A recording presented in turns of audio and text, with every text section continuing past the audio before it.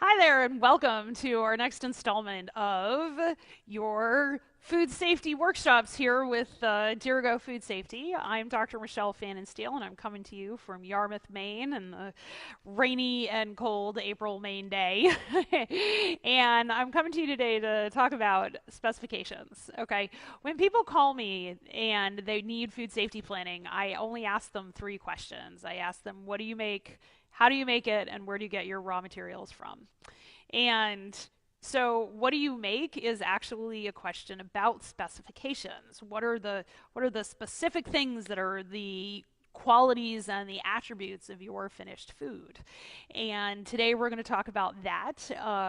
How do you make it? Well, that's HACCP planning. I'm doing a whole series this quarter over on a Facebook page called The Salt Cured Pig. If you want to tune in over there, I'll be doing office hours that are, like recorded and stored, and you can walk through how do you do HACCP planning and things like that with a specific USDA focus. But how do you make what you make is process flow diagramming over in HACCP and preventive controls and GMPs, all that sort of stuff. And then the third question I ask people is where do you get your stuff? And maybe what are your specifications for the raw products that you bring in? So as you can see, what do you make and what do you get in? Bookend the conversation to give you the product that you want. And so, what do we mean by specifications? Well, specifications can have some really specific meanings. There are different ways that we write it for the FDA or for the USDA or whatever. But what I generally encourage people to do is to create internal documentation first about what that specification means. Okay. And if you write us at info@dirigofoodsafety.com, we will happily send you the SOP and what we call a specifications log where you can start developing these on your own.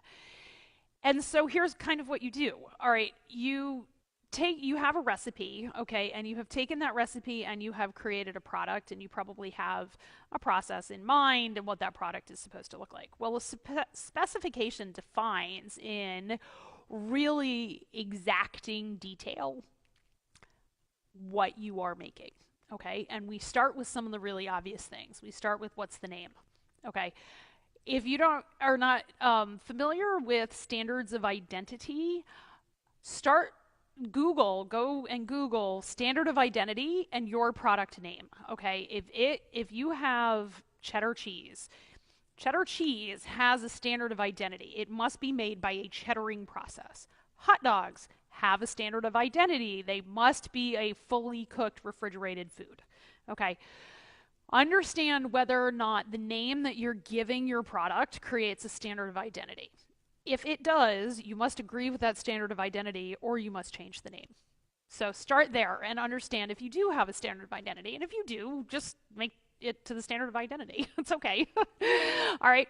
So that's the first question is what's your product brand name? All right. Then the next thing that you're going to ask is, what are my ingredients? All right, and we list out ingredients. This is not like your ingredient statement on your nutrition label or anything, but we list out the ingredients so that one, you know where you're buying everything. Again, approved supplier programming. We're going to be doing that in the next video, but if you have your list of ingredients, first of all, you're going to be able to develop business planning from that. All those ingredients cost money. You're going to be able to develop supply chains along that. Everything that costs, it has time, money, and effort associated with it. But the other thing that you're doing is you're looking for allergens. So we list out our allergens on our specifications because if you have allergens, it requires really specific planning for both USDA products and FDA products. In USDA products, you have to have what's called an allergen control plan, and you have to tell the USDA how you make sure that your allergen isn't cross-contaminating other things. And over in the FDA world, you have to have what's called an allergen preventive control. Okay, so if you list out your ingredients and you find and in your ingredients you have one of the 8 or more of the 8 of the following: tree nuts, peanuts, milk, eggs, soy, wheat, shellfish, scalefish. If you have those things, if those things are manufactured in your plant, you must do allergen control planning. Okay, so but the first thing we do is we list them out on the specification.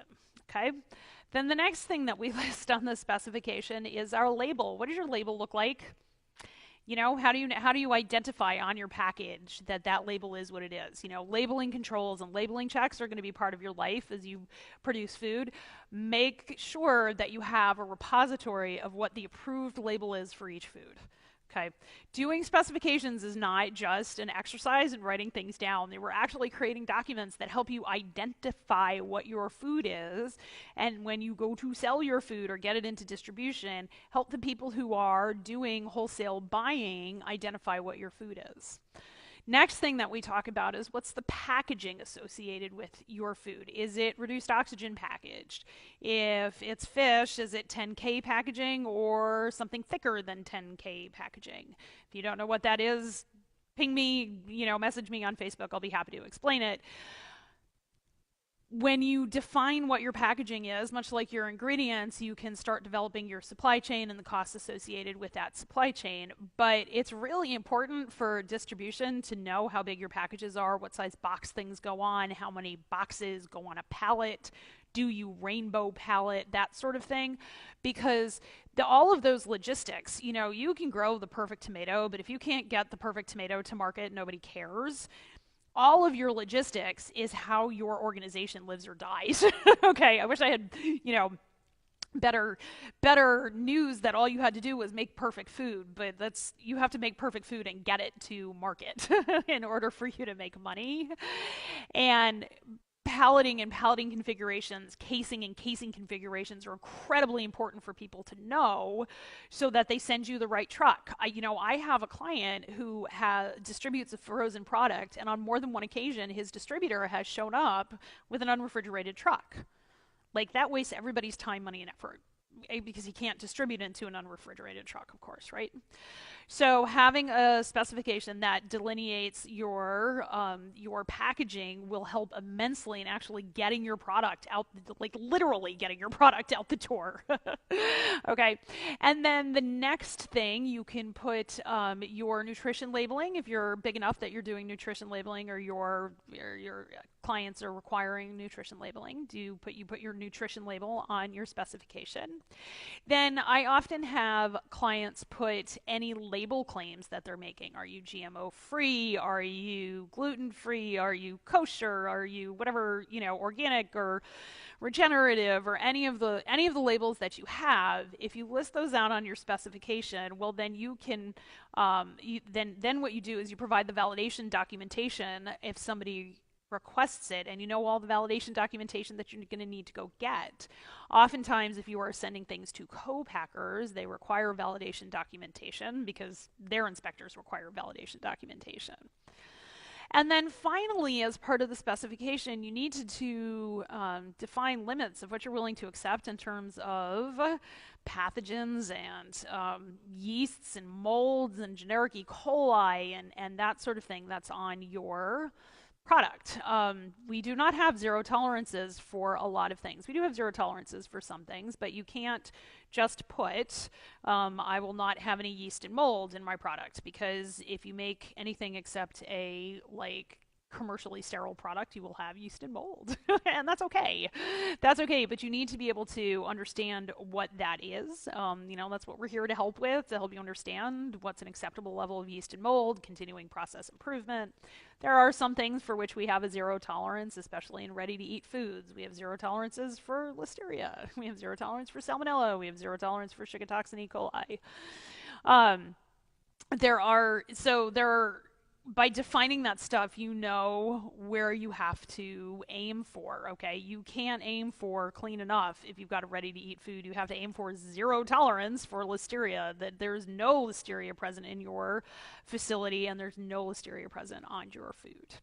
Okay, and then finally, we really highly recommend shelf life. Okay, all the microbial characteristics of your food, then do shelf life determinations, okay? And shelf life determinations, you know, the less yeast and mold and generic E. coli and all that sort of stuff that you have on your food, the greater your shelf life will be. And you know, many places use just published shelf life, you know, 7 days for raw product and that sort of thing, and that's fine. But be aware of what you are doing and why you are doing it. Okay, and that is truly the short version of how to write a specification. It is not that complicated, and the hardest part, I promise you, is actually sitting down and writing it. And I would love to be able to just give you the tools to be able to write that specification. So by all means, email us. We are info@DirigoFoodSafety.com. Okay, you can go to our website, www.DirigoFoodSafety.com. You can fill out any one of a number of contact forms. You can give us a call here at the office, 207-517-3920. And we'd love to talk to you about what you make, because if you call us, that's the first thing we're going to ask you anyway. Thanks so much for tuning in. I'm Dr. Michele Pfannenstiel, and it's been a delight to be with you. Everybody have a great week.